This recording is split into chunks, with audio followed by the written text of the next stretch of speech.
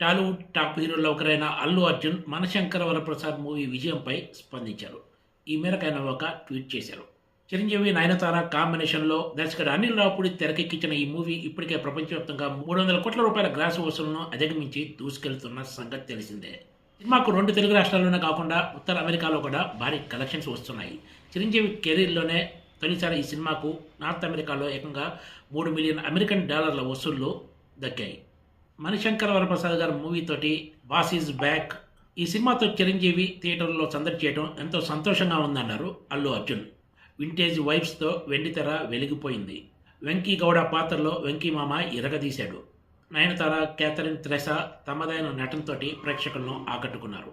దర్శకుడు అనిల్ రావిపూడి ప్రతి సంక్రాంతికి వస్తాడు, హిట్ కొట్టి వెళ్ళిపోతాడంటూ అల్లు అర్జున్ చిత్ర యూనిట్‌పై ప్రశంసల వర్షం కురిపించాడు.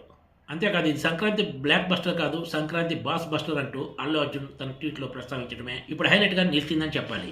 మరోవైపు చిరంజీవి కూడా మనశంకర్ వరప్రసాద్ గారి మూవీ సక్సెస్‌పై తన అభిమానులను ఉద్దేశించి ఒక లేఖ విడుదల చేశారు. ఈ విజయమంతా ప్రాణ సమానులైన తన అభిమానులదే అని తన లేఖలో పేర్కొన్నారు.